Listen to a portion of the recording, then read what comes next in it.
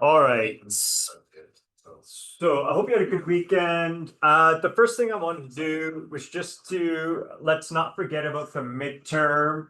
So the midterm is scheduled for October 20th. That's 2 weeks from today. It'll be during regular class time. It will cover chapters 1 and 2, and we will finish chapter 2 this week.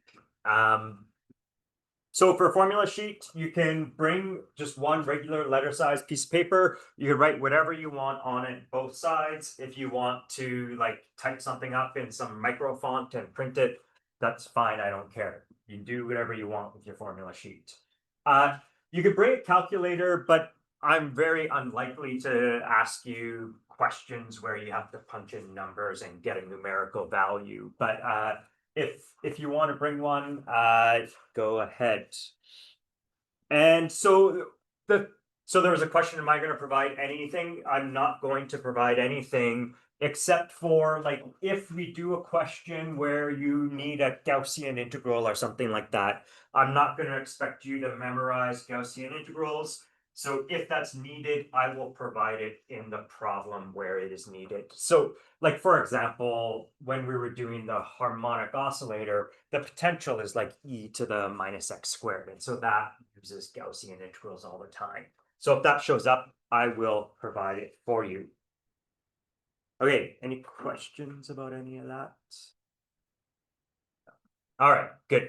So where we are is in, well, before I start this, last class we were talking about the free particle, yeah, we were talking about free particle states and how superpositions of these free particle states led to like wave packets and stuff. And I was trying to show you some plots, and I know it didn't go very well in the moment. So what I've done is the notes that I've posted online are the same notes that I wrote. I just incorporated some of the plots that I was showing you. So those figures are actually integrated into the notes. So if you want to see that, you just go online and take a look at them. Okay, so what I want to do today is I want to do section 2.5. So this is the delta function potential. So before we get into it, let's just think about the problems that we've considered so far. The primary problems that we've done is solving the time-independent Schrodinger equation for the infinite square well and for the harmonic oscillator. And so in both these examples, the potential diverges to some infinity, for some suitable values of x. So in these examples,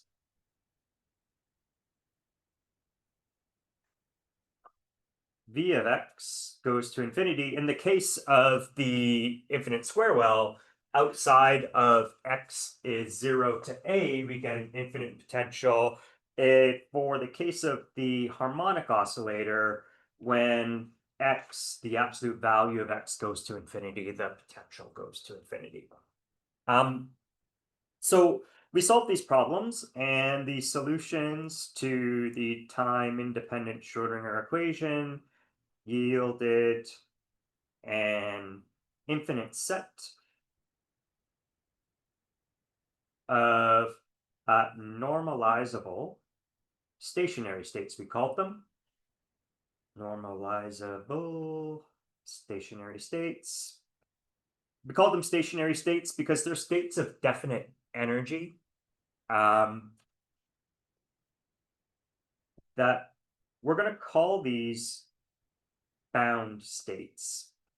So that terminology just means that the particle that we're thinking of has a wave function that's restricted in the domain of x, right? So for the infinite square well, the potential has to be 0 outside of x equals 0 to a. And so in some sense, that particle is bounded to some finite region. Okay, so these, whoops, they are bound because the particle cannot exist at all arbitrary positions. They are bound within a domain that's set by X. In the case of the harmonic oscillator, it's not so clear where exactly they're going to be bounded. It will change depending on the energy of the particle. So as we go higher in energy, we can explore larger ranges of X for the harmonic oscillator. Okay, so we also looked at the free particle.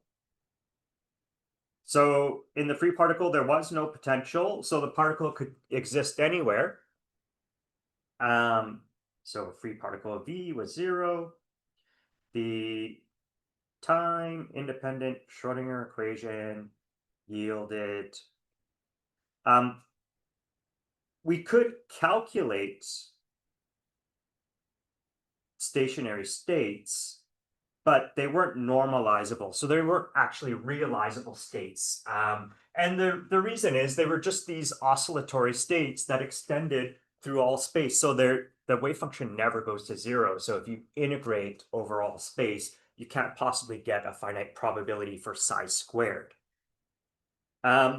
Okay, so there are unnormalizable stationary states. And what we did is we can build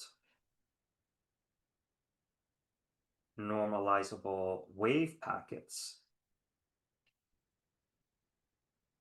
from superpositions of these stationary states. And because there was no potential that restricted the particle, we didn't get quantization. And so all values of energy were allowed for the free particle. All values of, say, k is 2 pi over lambda were allowed. And so what we had to do is we had to do a superposition of continuous range of states. And that led to like the Fourier transform and the inverse Fourier transform and all these things. Okay, so we could build these normalizable wave packets from the stationary states.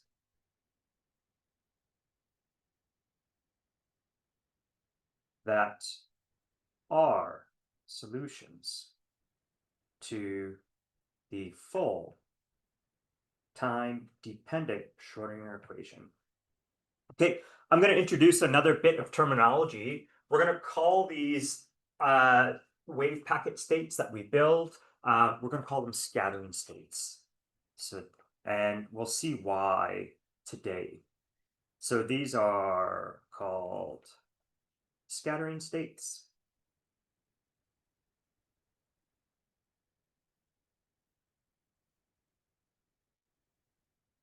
And they're not restricted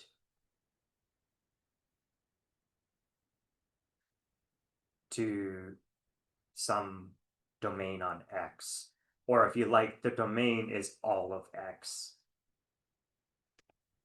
Okay, so what I'd like to do is before we start doing sort of the quantum versions of these calculations, I want to think about what bound states and scattering states mean in classical physics. So in classical mechanics, if a particle's energy is less than the height of a potential barrier,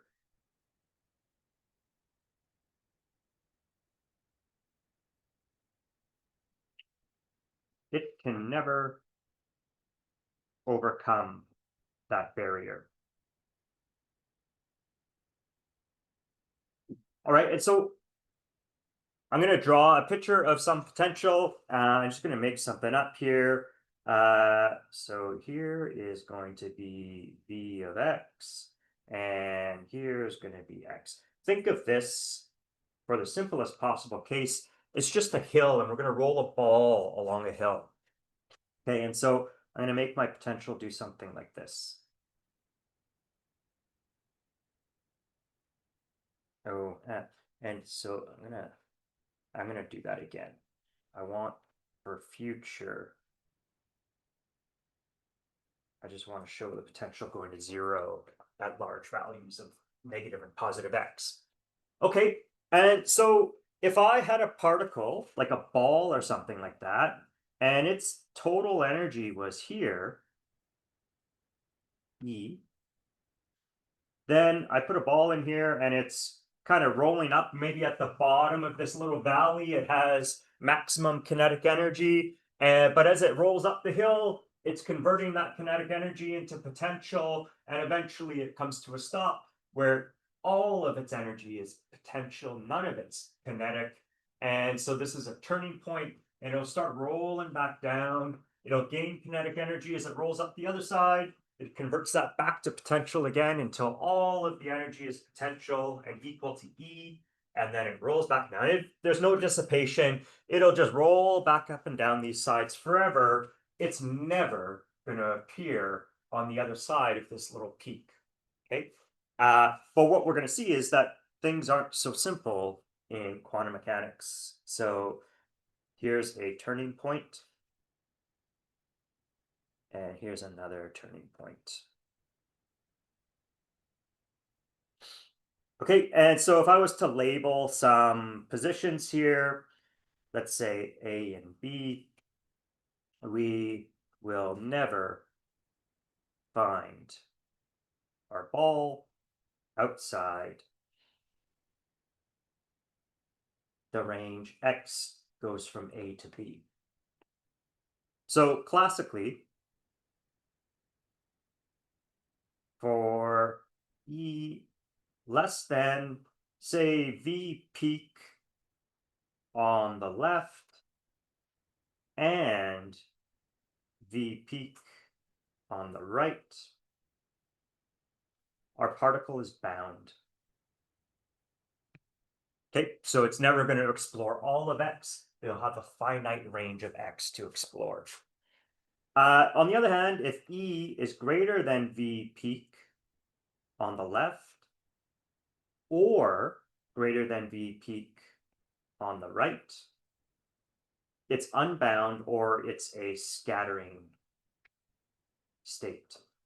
So the kind of language that we would use is if our ball had enough energy that it could overcome the tallest hill on the left-hand side, say it comes in from the left, kind of, I don't know, has some turning point on the right, comes back and then overcomes the tallest peak on the left, then goes back to x equals minus infinity, we will say that the ball has been reflected. So we'll talk about reflections today. If, on the other hand, the ball comes in and it comes over the tallest peak on the right-hand side, it has enough energy to do that, so it goes off to x equals plus infinity, we would call that like a transmitted situation. So we're going to talk about reflection coefficients and transmission coefficients today. Okay, so that's the classical picture, like with balls and hills. In quantum mechanics,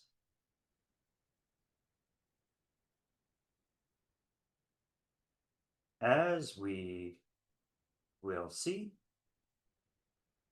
particles can tunnel through finite barriers.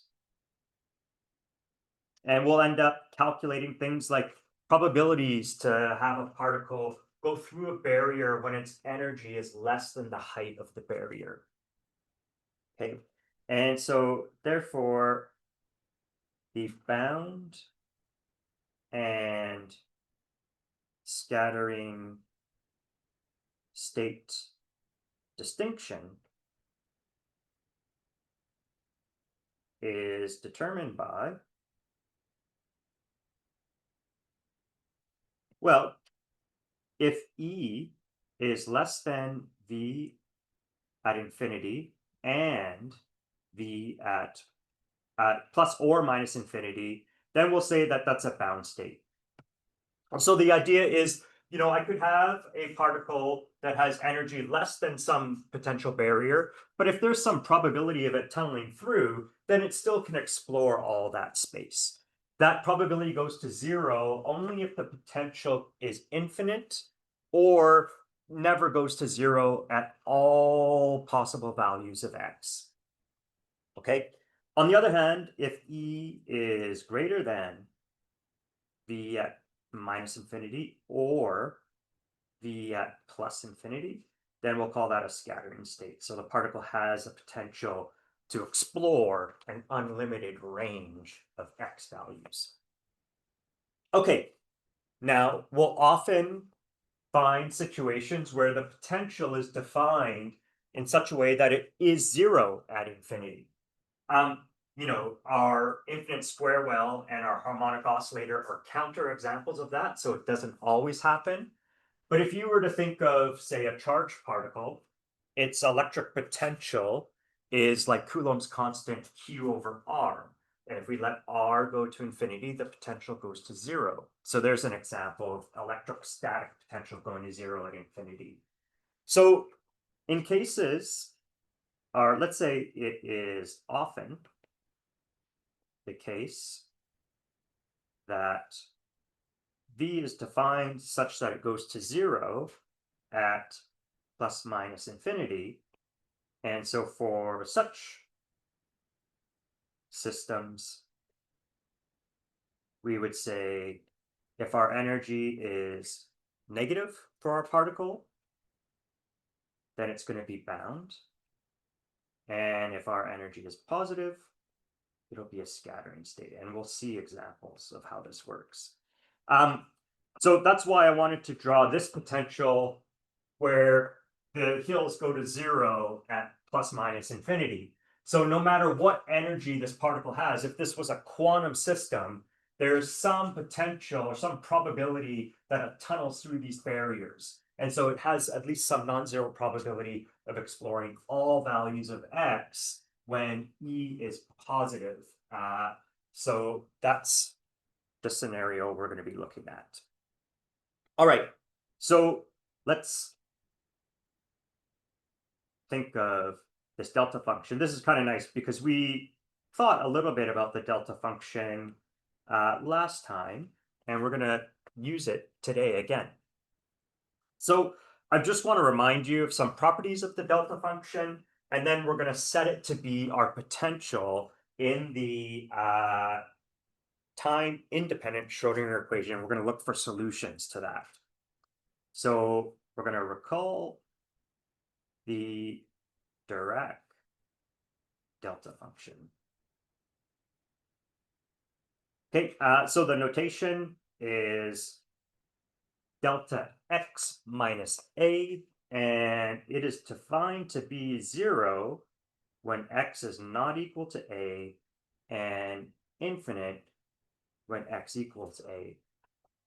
So the delta function is a funny function because it's infinitely tall at exactly 1 point and zero everywhere else. So it has infinite height and infinitesimal width, yet it's defined such that its area is equal to 1. So if we were to try to, you know, I can't make a true plot of what this delta function looks like, but I can give like a little representation of its flavor. So this is delta x minus a. So it's zero everywhere and then spikes up very sharply. I'm going to draw it as if it has a little bit of width just to give the impression that it encloses some area. Okay, but really it has no width at all. So here's point A. And the other special property it has is that the integral of delta x minus a over all space is equal to 1. In fact, we don't need our integration limits to be plus minus infinity as long as our limits bracket where the delta function goes to infinity will capture all of the area. So we could also say the integral from a minus epsilon to a plus epsilon delta x minus a dx is equal to 1. So our integration limits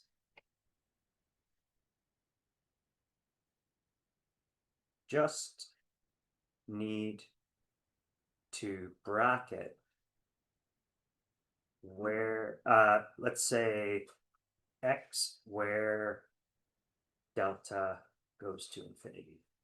And in our case, it just has to bracket the point x equals a. All right, good. So what I want to do is I just want to review the most important property of delta functions. Even if it's something that's familiar to you, it's worth just reminding ourselves.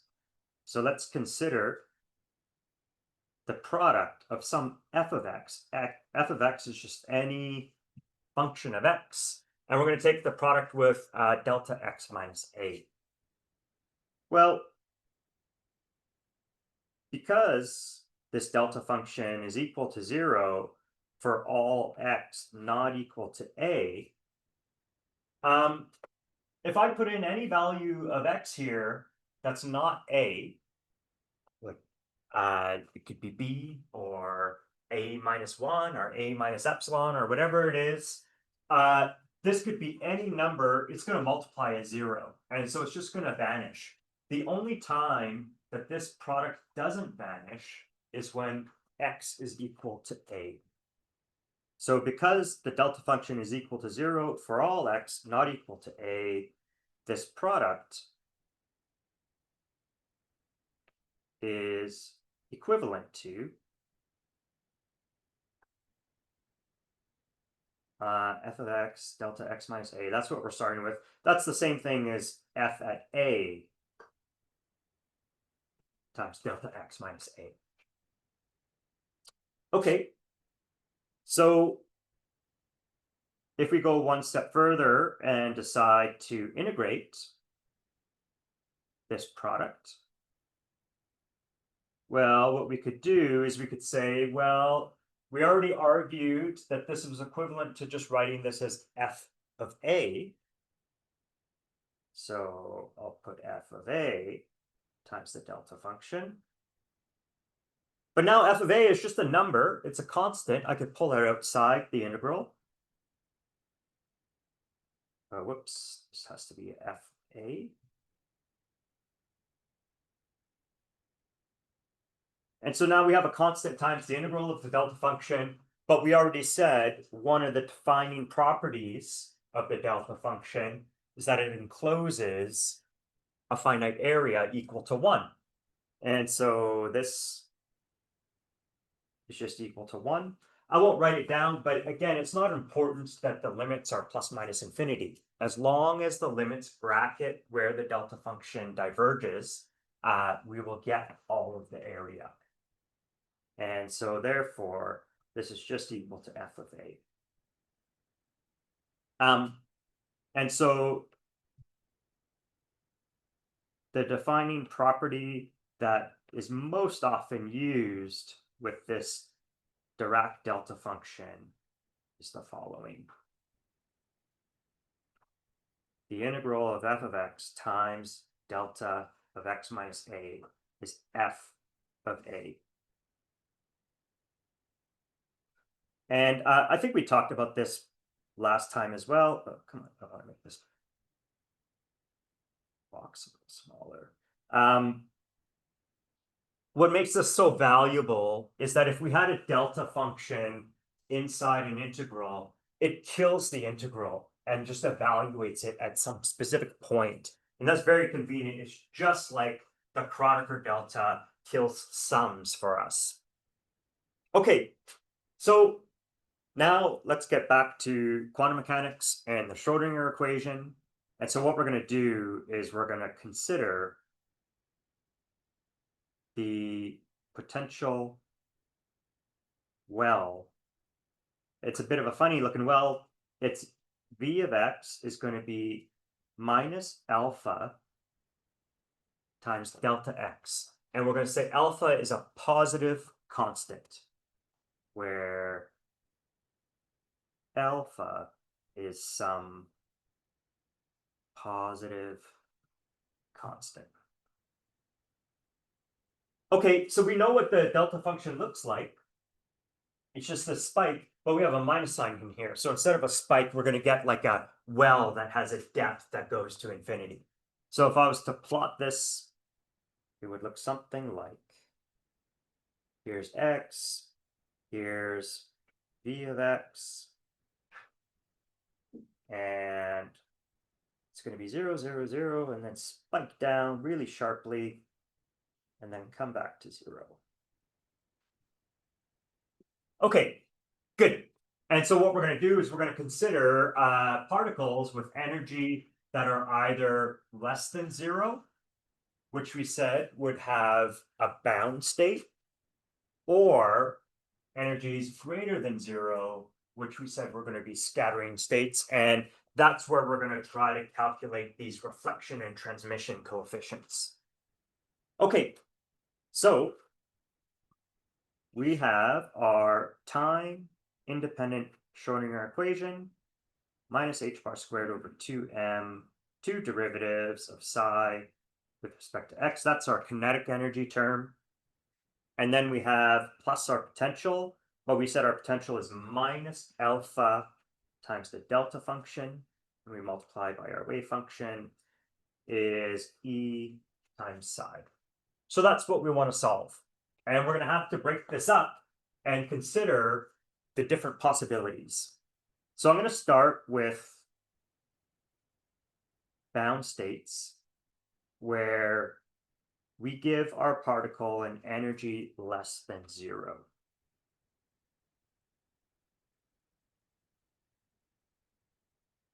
Okay, so let's see what happens. So let's go to here. I'll make this a little bigger. Let's pick a region over here where this is our x is less than 0 region. So I'm going to start there. We have negative energy and negative x. So the x less than 0, v equals 0 region. Okay, so if we're in this region, the delta function is 0, so this term's just going to vanish. And so we're left with minus h bar squared over 2m d2 psi dx2 is equal to e times psi. This is just, we saw this kind of behavior when we were talking about like we looked at zero potentials before. What's different now is that the energy of our particle is negative. But anyways, if we rearrange this and isolate the second derivative of the wave function, we could write that as just k squared times psi, where k squared would be minus 2m times e divided by h bar squared. So that means when we take the square root, we get, well, okay, so where, let's say k squared is minus 2me over h bar squared. The thing I want to just emphasize is that there's a negative sign here, but remember, we're thinking about e is less than 0. So I have a negative energy times this negative sign. So this k squared is a positive number. This is positive, and it's positive because e is less than 0. Okay, so what we're looking for is some kind of solution to this expression. The solution is psi is equal to a e to the minus kappa x. Oh, sorry, I should be careful. I wrote k. What I really wanted to do is write it as kappa.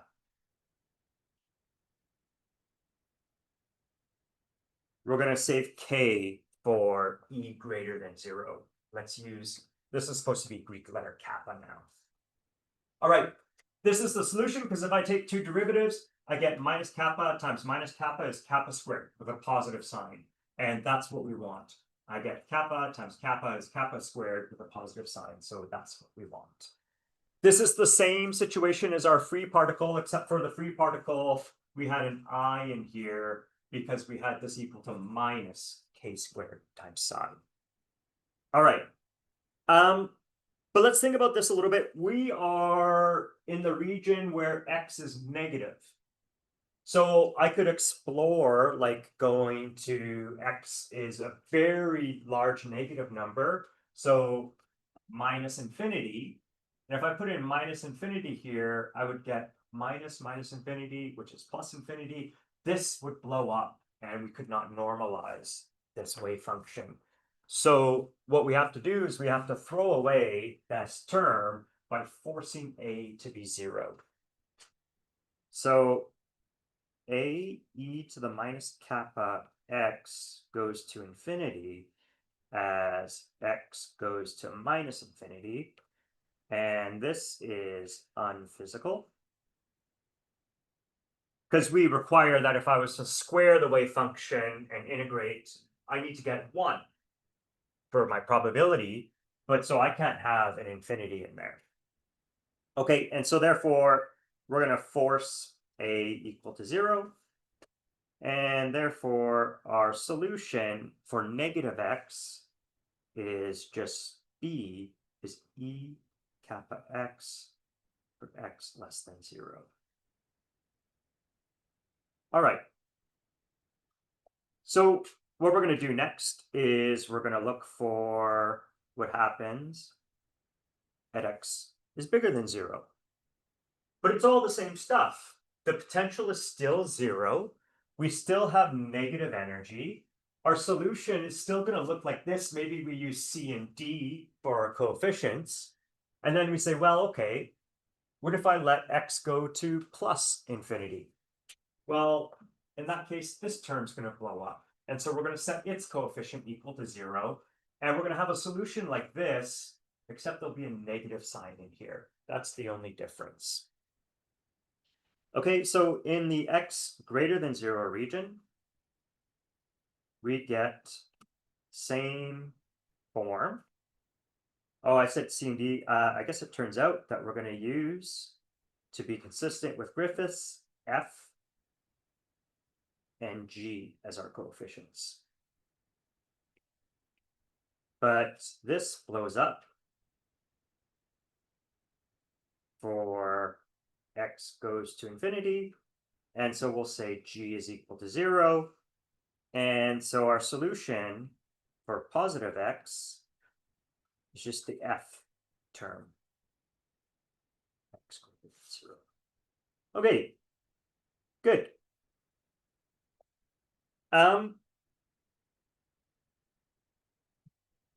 When we did like the infinite square well and the harmonic oscillator, we have all these coefficients, and the way we solved for them is we had to invoke our boundary conditions. And so we're going to do the same thing here.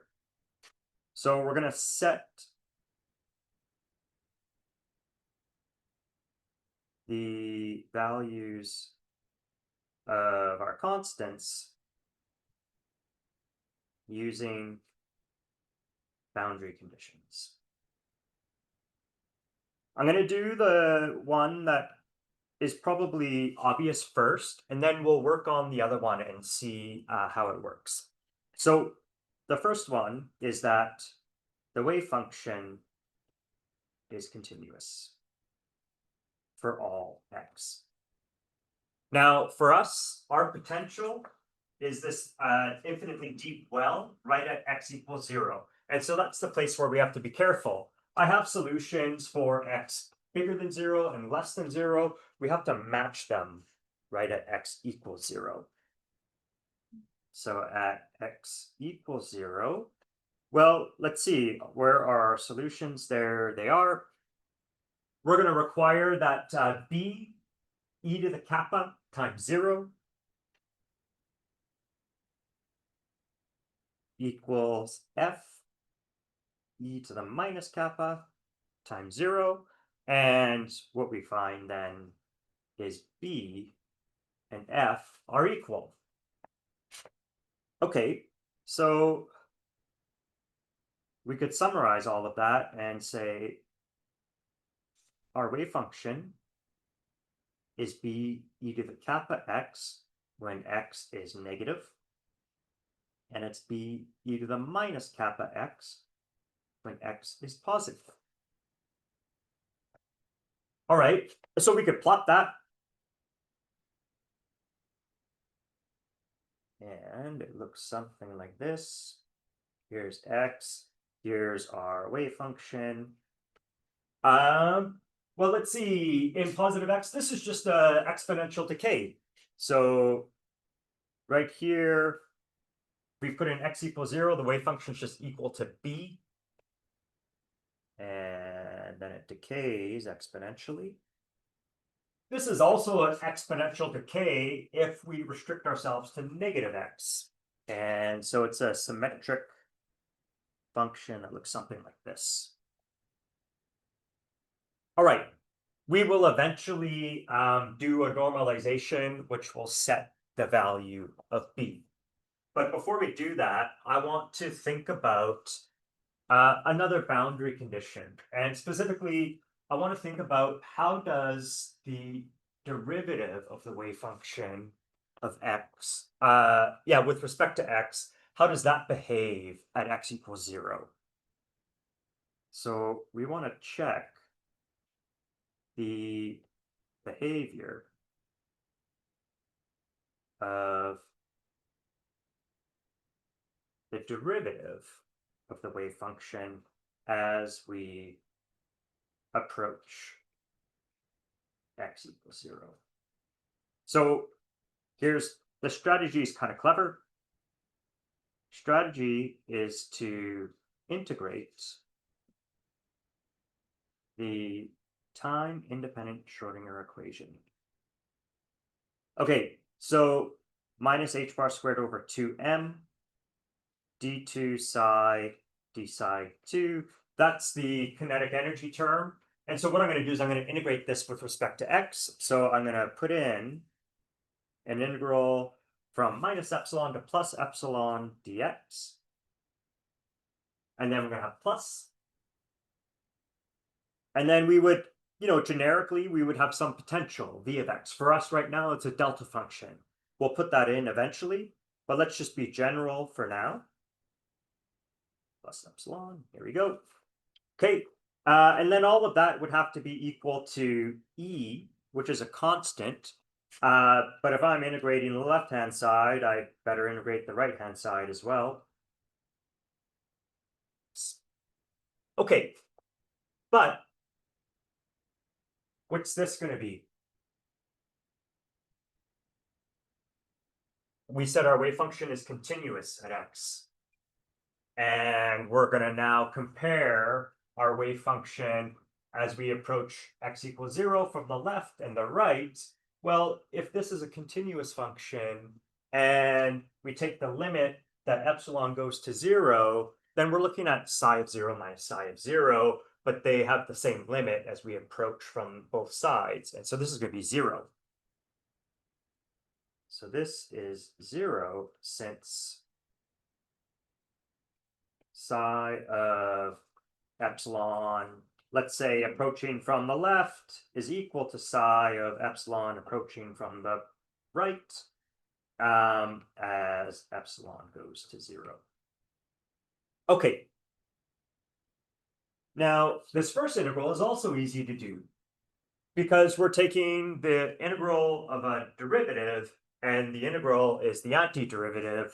And so this is, we have two derivatives of the wave function, so we're going to get rid of one of them by integrating, but we have to evaluate that at our two limits. Okay, good. So what we're going to do is we're going to say, let's take the limit that x goes to, epsilon goes to 0. And then we're going to get d psi dx evaluated at positive epsilon minus d psi dx at minus epsilon is going to be equal to what? I'm going to take this over to the other side. We pick up a negative sign, but we're going to get rid of the negative sign because we're going to multiply by negative 2m over h bar squared. So we're going to have the limit that epsilon goes to 0. We'll have our 2m over h bar squared. And then the integral from minus epsilon to plus epsilon of the potential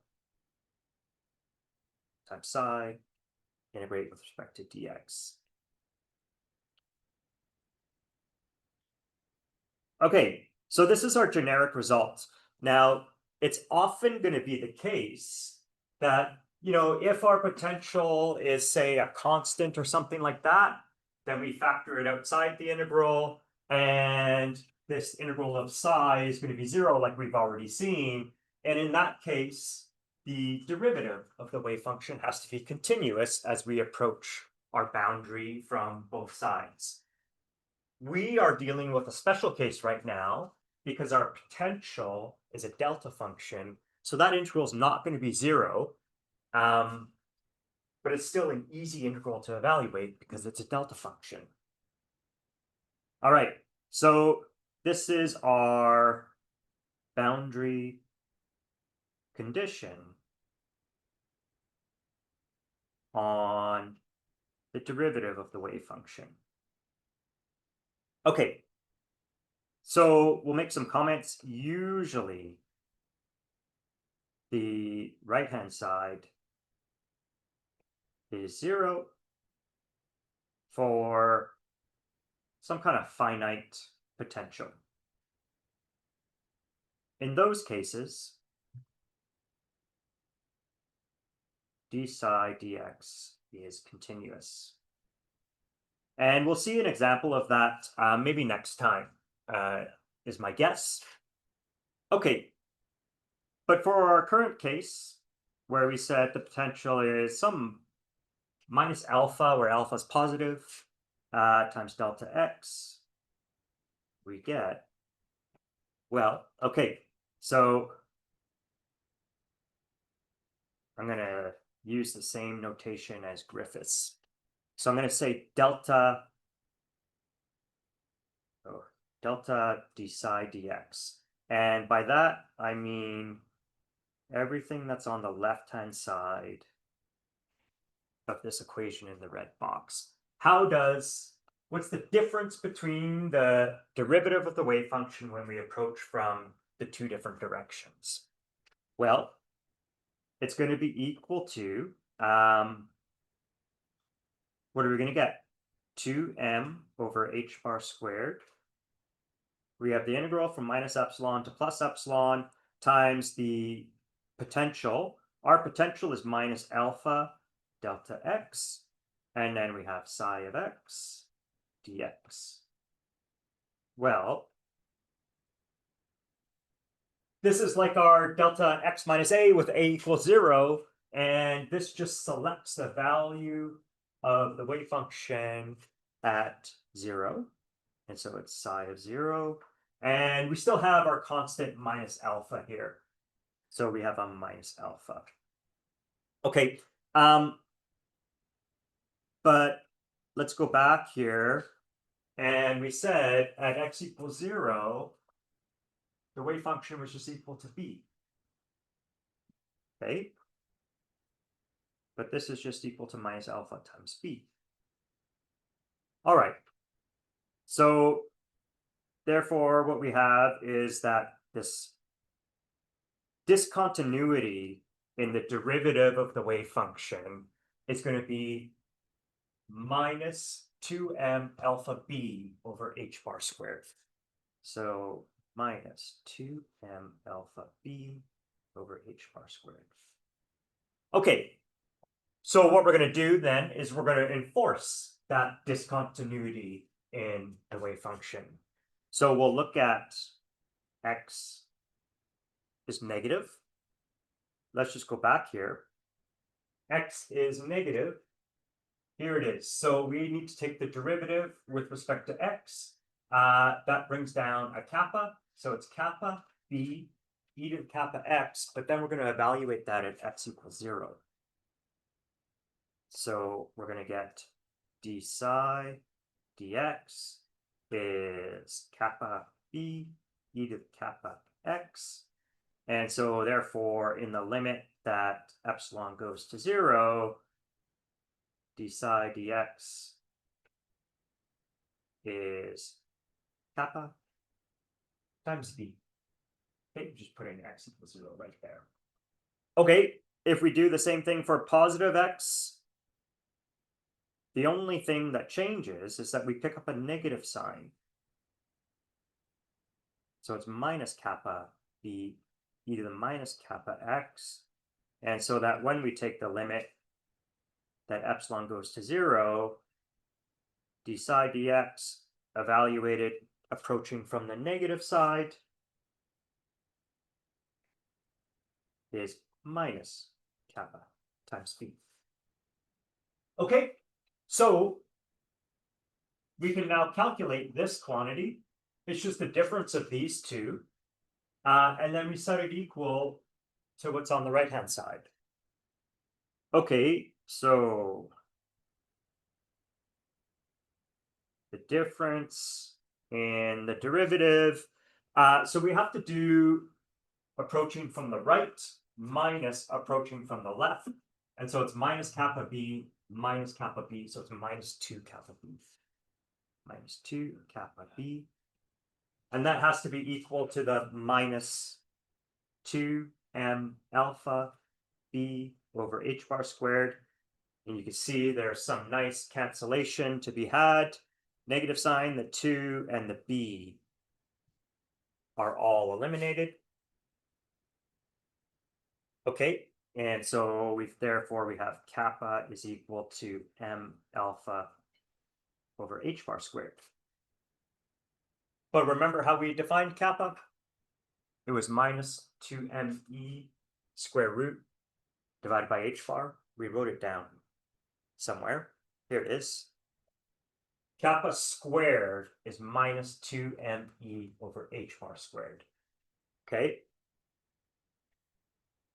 So therefore, kappa squared, which was minus 2me over h bar squared, has to be equal to the square of all of this stuff.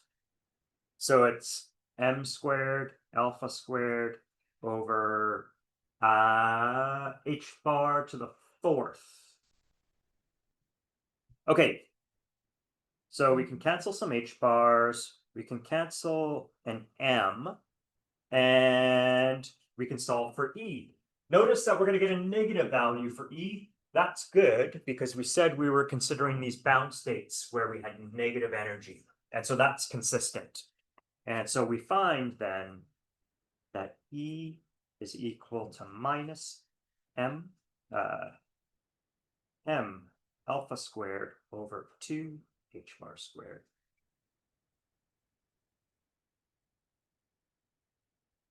Okay, good.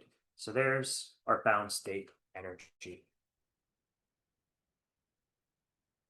I'll leave it to you, but if you use normalization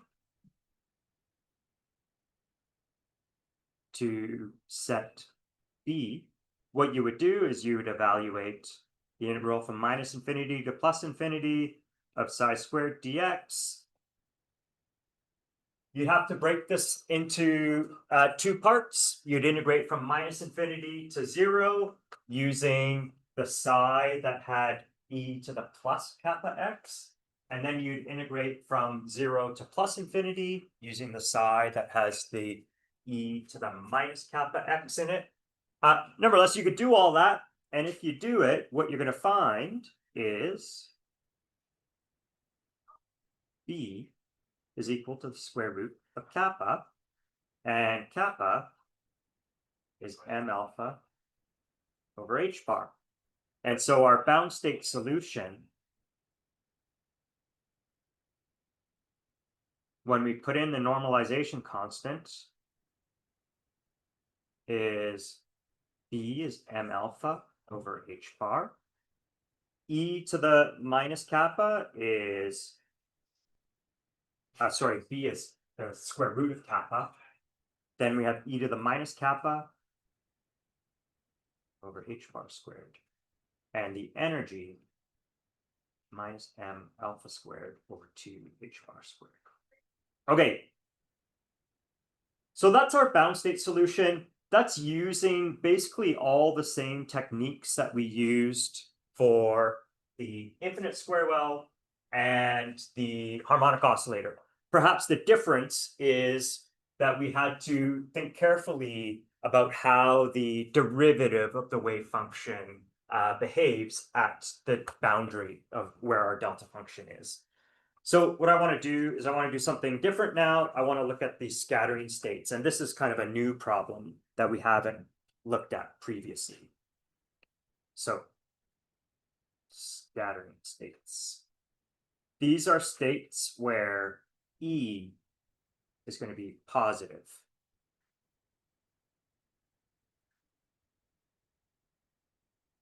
Okay, the starting point is the same. We write down the time-independent Schrodinger equation. We'll start with x is negative. Or in fact, we're going to get the same thing whether we choose x as negative or positive. Out there, as long as we're not at x equals 0, the potential is 0. And so our time-independent Schrodinger equation is 2 derivatives of psi is equal to minus k squared times psi. But now k squared is 2me over h bar squared. That's a positive number because we have positive energy. Okay, so let me just emphasize the difference between this version of the Schrodinger's equation and the one we just did. The difference is now E is positive, so we don't have minus 2me, we have just plus 2me, and we have a minus sign in front of the k squared, whereas we previously had plus kappa squared. So that's the difference. And it's an important difference because it changes the solution. The solutions for x less than 0 are a e to the ikx plus b e to the minus ikx. So what's different in the solution is the I in here. If without the I, we have exponential growth or exponential decay. With the I, you have oscillations. Okay. X greater than 0, we get the exact same form of the solution. We just have to use different coefficients so that we can do our boundary condition matching. The other thing that happens is we can't throw away any of these coefficients because when I put in x goes to plus or minus infinity, nothing's diverging. It's just oscillating. Okay. So let's think about these boundary conditions.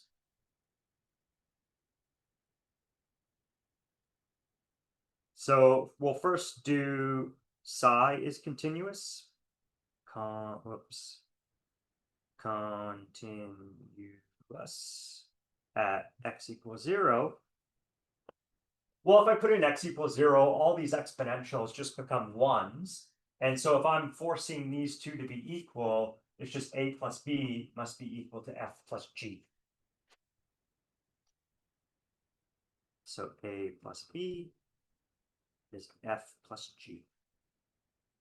All right. So I'm going to call this 1.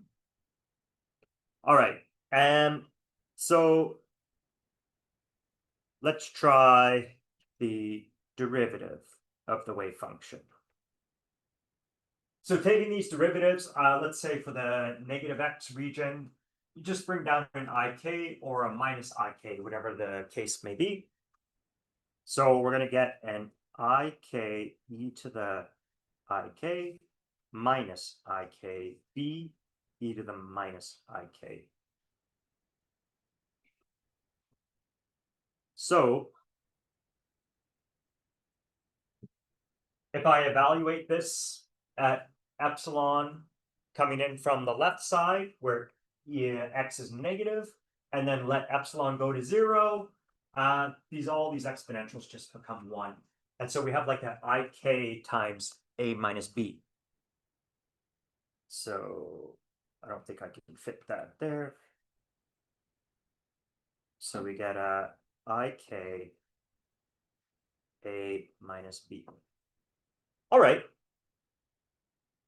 If I do x is positive, the derivative is exactly the same. It's just that a and b become f and g. And I'm still going to take the limit that the epsilon goes to 0. And what you're going to find, coming from the positive side, is that we get ik f minus g. So if we want to look at the discontinuity in the derivative, we take the difference of the one from the positive side minus the one from the negative side. And so that's going to be ik. So we have positive side first, f minus g. And then we're going to minus the left side, the negative side. So we get minus a plus b, I think.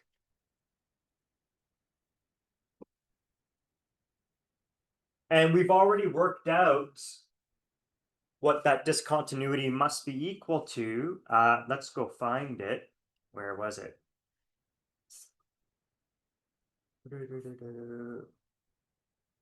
Here it is. It was the minus 2m alpha psi evaluated at 0 divided by h bar squared. Okay, so this has to be equal to minus 2m alpha over h bar squared psi evaluated at 0.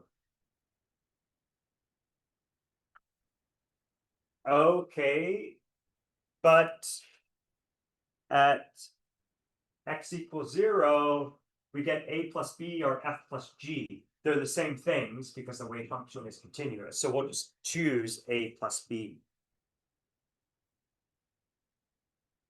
In the previous example for the bound states, we used just b because we threw away the a term because it diverged at x goes to minus infinity. But we don't have that here. All right. So therefore, what do we have? This has to be equal to this. So we get, let's see, f minus g plus, let's say it's minus a plus b is equal to, so it's minus 2m alpha over, let's see, I have to divide by ik. We have our h bar squared, and then we have a plus b. Okay, good. So that's not so bad. I'm going to multiply this thing by 1. But for 1, I'm going to use the ratio I over I. Then I'll get an I squared in the denominator. That becomes minus 1. That kills this negative sign. So we get a plus 2i m alpha. So I think this becomes plus 2i m alpha over k h bar squared a plus b. All right. So f minus g is equal to, I'm going to bring the a's and the b's all to one side. So I'm going to add an a here. So I will get, let's see, 1. I'm going to write it as 2i beta times a minus 1 minus 2i beta times b, where this beta is going to be, let's see, the 2i we have separated. So beta is m alpha over k h bar squared. So where beta is equal to m alpha over h bar squared to k. All right, good. So we've got our boundary conditions for psi and its derivative. And so we have these equations 1 and 2. All right, good. So 15 minutes, and let's see, are we going to? Yeah, maybe, we'll see. All right. So we have two equations, which are equations 1 and 2. And we have a whole lot of unknowns.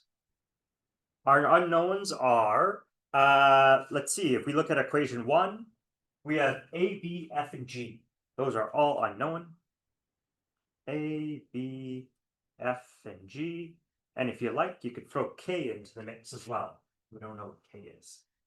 So, and we're out of boundary conditions. We still have normalization available, but still that's only going to be 3 equations and 5 unknowns. And so we're going to have to interpret these results in some kind of clever way. So to interpret these results, we're going to recall that we saw this when we were doing the free particle. We had e to the ikx and e to the minus ikx terms. And what we said is one of them corresponds to a wave traveling in positive x, and the other corresponds to a wave traveling in the negative x direction. So this is a right propagating wave.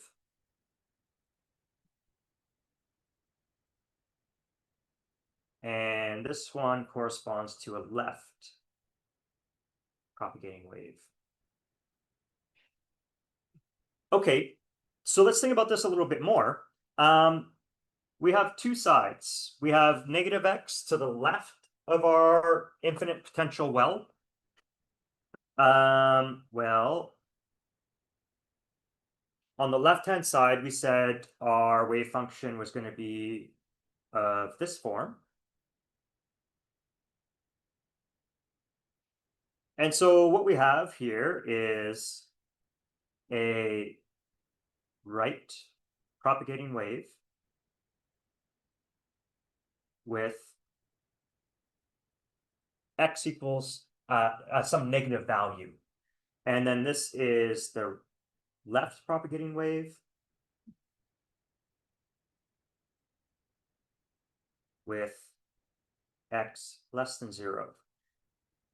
Okay, and then we could do the same thing for positive x values.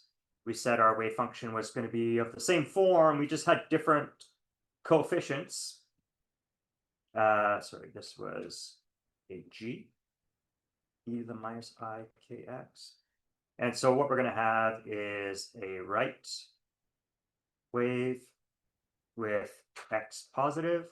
This is a left going wave with x positive. Okay, so this is going right, this is going left, this is going right, this is going left. Well, if we were to draw that like on top of our potential, let me redraw our potential here. So we had a potential well, so something like this. Here's x, and our well was like this delta function thing. Oh, I didn't like that. I could do better.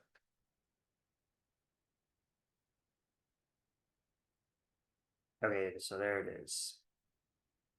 So we have terms like this. We have a to the eikx on the negative side. And then we had a to the e to the minus ikx on the negative side. That's going that way. Sorry, that's not an a, this is a b. And then over here we had f e to the ikx and g e to the minus ikx. So how are we going to interpret these things? The idea is the following. Let's imagine we set up an experiment where we have a particle or a beam of particles incident from the left. And so they're going to the right. And so this a e to the ikx, this could be like our incident wave, our particle, if you like. And then it encounters some potential. And it can do one of two things when it sees that potential. It can either reflect or transmit. And so we would take this B as a reflected wave. And then on the other side, this could be our transmitted wave.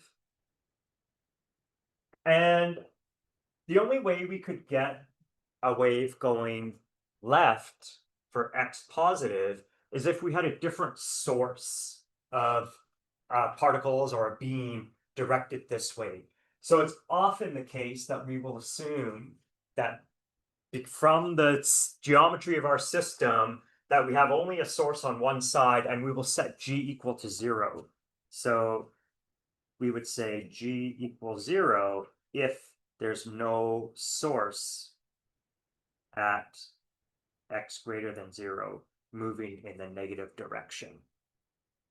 Okay, so in a typical experiment,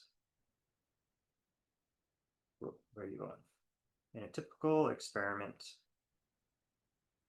we send a particle or a beam incident from left to right. So that's like our A coefficient. We can get reflected, which would be like B, or transmitted, which would be like F waves. If there's no source on the right, incident to the left, then G is equal to 0. Okay, to me, this is already kind of a strange result, right? So how could you, if you think of this as like a valley or something like that, if I take a ball and I put it on the top of like a flat region, and then there's a valley connected to another flat region at the same height, and I just push the ball a little bit and it starts rolling on the flat region, it's going to go down the valley, come up the other side, it's going to go right through. It's going to be transmitted perfectly. You would never get your ball reappearing on the left from a reflection if you had just a perfectly smooth valley. In quantum mechanics, that's already not the case. Okay, so we get a reflection even when we have a potential well that has and a particle that's greater in energy than that well. Okay, good. So evidently, in quantum mechanics, a potential well can and does reflect particles with energy greater than 0 with some non-zero probability. This is a weird effect if you think about it in terms of balls and hills, but if you think of it in terms of waves, there are classical analogs of this. Okay, so you could set up, for those of you in 331, if you have transmission lines of different characteristic impedances, then you get reflections at those junctions, but you get partial reflections and partial transmission. So this sort of effect is a wave phenomenon. And so what it's telling us is that we're firing a beam of particles at some potential well like this, that reflection is due to the wave nature of those particles, due to like the de Broglie wavelength of those matter waves. Okay, So what we can do is we can solve 1 and 2 for B, which is our reflected wave,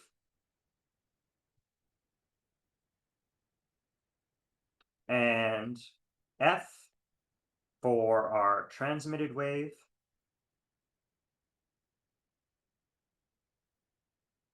after we set G equals 0, if we have no source on that side. All right, so let's look at equation 1. A plus B was equal to F plus G, but we're going to say G is equal to 0. So we have A plus B is equal to F. So that's equation 1. Let's look at 2. What are we going to do? We're going to set minus G is going to be 0. So F is going to be the 1 plus 2I beta, and then it's minus 1 minus 2I beta. Okay, let's see. So F was equal to 1 plus 2I beta times A minus 1 minus 2I beta times B. Okay. Well, F and F. So these two equations have to be equal to each other.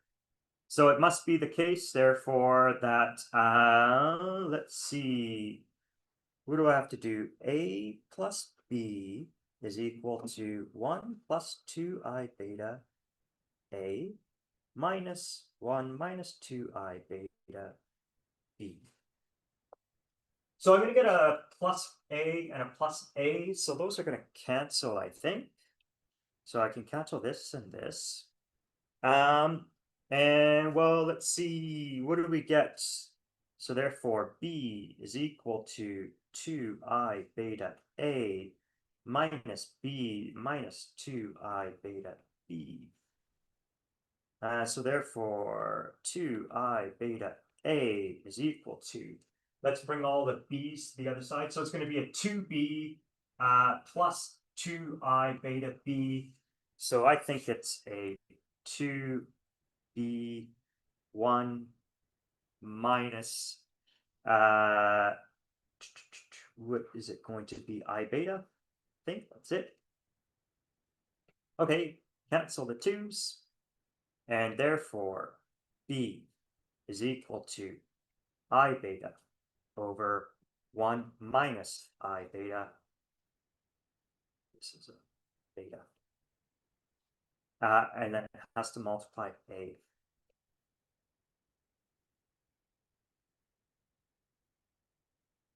So here is the amplitude of the reflected wave expressed in terms of the amplitude of the incident wave. Their ratio squared gives us the reflection coefficient. We're going to square it because in quantum mechanics, the probabilities are given by the squares of the wave functions. And these are the coefficients of our wave functions. So we get a reflection probability when we square the ratio. Okay, so B squared, let's say the ratio B over A squared is equal to, well, it's going to be beta squared 1 plus beta squared. And this is defined as R. It's the reflection coefficient.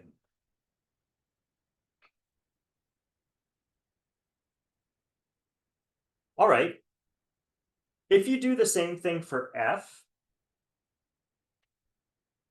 what we could do is we could take this result for B, put it back into this first equation, and get an equation for F. So let's try that. So A plus, here, I'll show you exact, I'm going to take this. And for B, we're going to put in I beta 1 minus I beta times A is equal to F. So put it over a common denominator, 1 minus I beta, 1 minus I beta, the I betas cancel, and F would equal 1 over 1 minus I beta times A. And the ratio F over A squared is going to be 1 over 1 plus beta squared.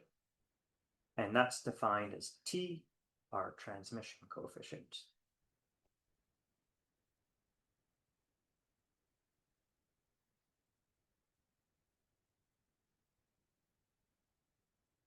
Notice that if I was to take T plus R, it's going to be 1 plus beta squared divided by 1 plus beta squared.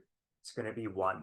So either our wave is transmitted, or let's say either our single particle is transmitted or reflected. So it has a certain probability of each outcome. If, on the other hand, if you're thinking of like a beam of particles incident on this potential, then the reflection coefficient tells us the fraction of the beam that's going to be reflected and the fraction that's going to be transmitted. So notice that, as expected, R plus T is equal to 1. All right, good. So that's where I'm going to stop for today. Next time, what we're going to do is we're going to imagine what happens if we didn't make it a potential well, like minus alpha times delta. What if we made it a potential barrier? So it's going to be plus alpha times delta. What we'll find is very similar results. We could still have reflected and transmitted probabilities. That transmission probability is our quantum tunneling, where you would never get a ball climbing over a hill that was infinitely high, even if it was really infinitesimally narrow. But in quantum mechanics, you can get particles penetrating through wells like that. Another way to think of it is if you had a hill of height, it has a height of V naught, potential energy V naught, and I send in a ball with kinetic energy that's less than V naught, it's going to ride up the hill. It will eventually lose all of its kinetic energy and it'll go back down the other. It would never transmit. But a particle incident on a finite potential barrier has some probability of transmitting through, and that's quantum tunneling. Okay, to me, that's, you know, kind of on the same footing as a well reflecting a wave. Like how would like a little valley reflect a ball, right? So that's also counter to kind of our classical intuition. All right, good. Thank you very much. We shall see you on Wednesday.